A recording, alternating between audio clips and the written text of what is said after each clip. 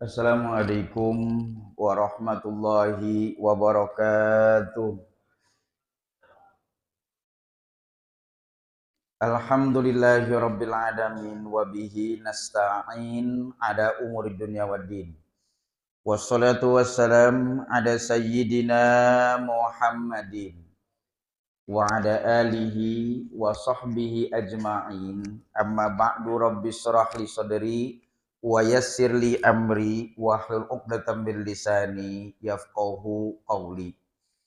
Hadratil kiram, para adim ulama, sesepuh, tokoh masyarakat, pengurus masjid dan jamaah rahimakumullah, yang kita berharap Allah Subhanahu wa taala selalu menaungi kita dengan rahmat dan maghfirahnya.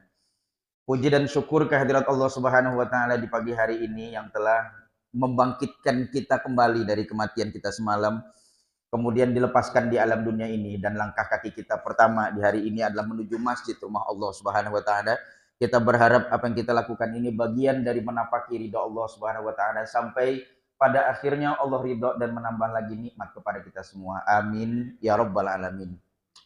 Salawat dan salam kepada Nabi Muhammad SAW yang barusan kita baca ketika melaksanakan sholat fardu ataupun sholat sunnah, bahkan sampai dengan akhir kita menutup mata nanti. Kita berharap salawat dan salam itu adalah salawat dan salam yang mencerminkan rasa cinta kita kepada Nabi, dan kita pun meminta kepada Allah agar menjadikan salawat itu kendaraan yang akan mempertemukan kita dengan Nabi dan meraih syafaat yang pernah beliau janjikan. Amin ya rabbal alamin.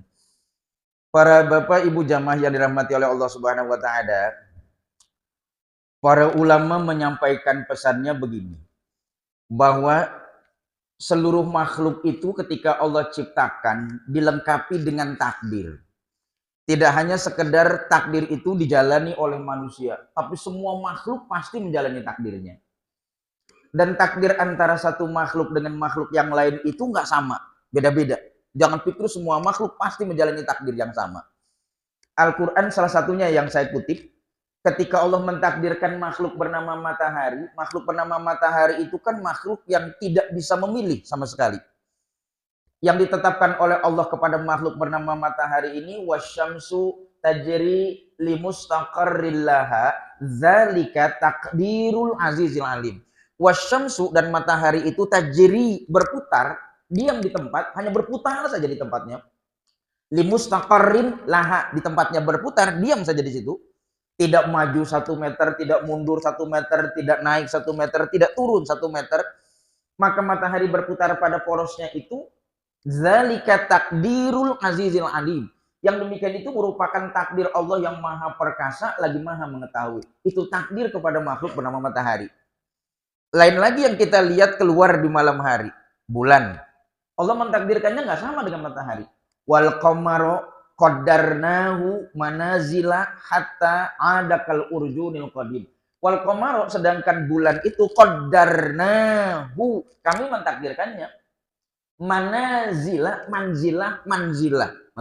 itu gini. Kalau di awal tanggal, awal bulan, dia kecil sekali, tipis. Kemudian semakin bertambah tanggal itu 2, 3, 4, 5, maka bulan semakin besar. Satu masa dia sampai pada puncaknya 13, 14, 15. Itu kan manzilah, dari kecil berubah besar sampai puncaknya pada tanggal 13, 14, 15. Nanti di tanggal 16 mulai sedikit mengecil. 17 menipis, 20 semakin menipis, 25 semakin menipis, persis dompet kita tanggal 25 kalau kita bawa-bawa makin tipis.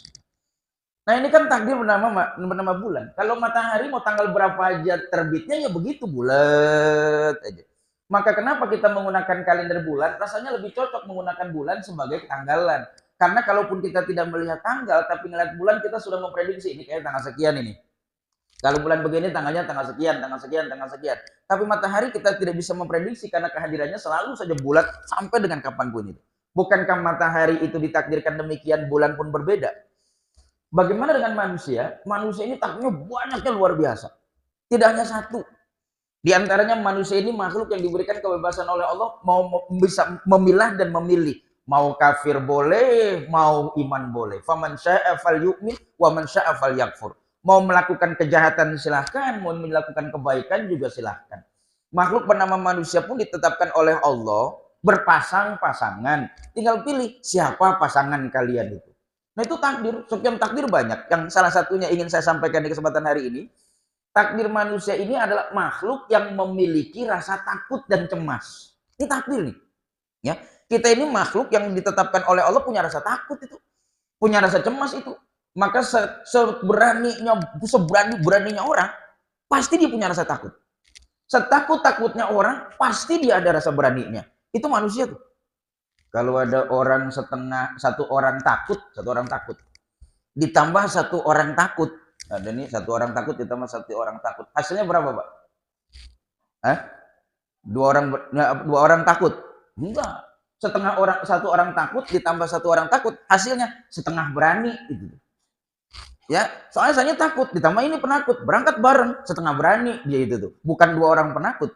Tapi dimanapun kita berada, kita ini punya rasa takut, kita punya rasa cemas. Maka rasa takut dan rasa cemas inilah yang menimbulkan adanya aneka agama, kata para ulama ini. Karena ada rasa takutnya. Setiap umat yang beragama, apapun agama yang dipilihnya, pasti ada doa. Kenapa doa dipanjatkan? Karena muncul dari rasa takut. Maka dia meyakini bahwa bintang, bulan, matahari sebagai Tuhan, kemudian dia minta pertolongan kepada bintang, bulan, matahari. Bukankah itu muncul dari rasa takut? Atau bahkan bukankah di tempat kita ada pohon-pohon besar yang kita anggap angker, kemudian dikasihlah suguhan, ada kopi manis, kopi pahit, gitu, teh manis, teh pahit, gitu, ayam bekakak dan segala macam.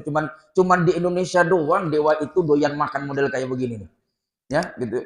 Nah, para bapak jamaah yang dirahmati oleh Allah Subhanahu wa taala, bukankah ini namanya lahir dari rasa ketakutan? Maka semua doa.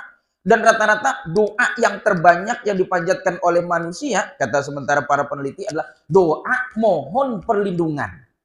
Itu paling banyak. Mau Islamkah itu, Yahudikah itu, Nasranikah itu, Konghucukah itu, yang paling banyak dipanjatkan oleh manusia dalam berdoa adalah doa mohon perlindungan kepada siapa yang dia anut sebagai Tuhan atau sebagai dewanya. Sampai orang Arab punya dewa sampai 360. Mereka doakan minta perlindungan dari minta perlindungan kepada dewa gelap, dewa terang, segala macamnya. Mereka punya 360 dewa itu. Sampai sehari itu dia doa kepada satu, yang kedua besok, yang ketiga gitu. Tuh orang Arab zaman dulu sampai 360 dewa. Kita juga pernah ngalamin punya 19 kalau kita ini. Ada dewa sampai 19, dewa 19, cuman bubar sekarang ini. Yang kita cuma sampai 19 dewa dalam perjalanan bangsa Indonesia ini. Nah, para bapak jamaah yang dirahmati oleh Allah Subhanahu wa taala, akhirnya doa mohon perlindungan banyak gitu. Sampai saya dulu di pondok kalau sudah mulai gelap gitu ya, maghrib gitu, terus santri duduk nungguin Pak Kiai datang ngimamin, maka ada amalan atau doa yang kita baca mulai gelap gitu karena takut. Gini saat itu dipimpin satu imamnya, terus kemudian ada ribuan santri, ya amanal khaifin, ya amanal khaifin, ya amanal khaifin, amimna mimma nakhauf. Disambut semua santri yang lain, ya amanal khaifin, ya amanal khaifin, ya amanal khaifin, aminna mimma nakhauf. Kalau diterjemahkan dalam bahasa Indonesianya, ya amanal khaifin, wahai Allah yang memberikan rasa aman kepada kami, makhluk yang penuh dengan ketakutan. Wahai Allah yang memberikan rasa aman kepada kami, makhluk yang penuh dengan rasa ketakutan. Aminna mimma nakhauf. Berikanlah rasa aman kepada kami dari apa yang kami takutkan. Bukankah itu ada bacaan itu? Akhirnya karena manusia butuh meminta kepada Allah perlindungan, sampai-sampai Allah sendiri menurunkan dua surat nih, yang kalau manusia meminta dengan dua surat itu, kata Nabi dijamin begini. Tidak ada satu dalam Al-Quran, satu surat loh, bukan satu ayat. Tidak ada satupun surat dalam Al-Quran yang kalau dipakai atau dibaca oleh seseorang meminta perlindungan kepada Allah lebih baik daripada dua surat ini.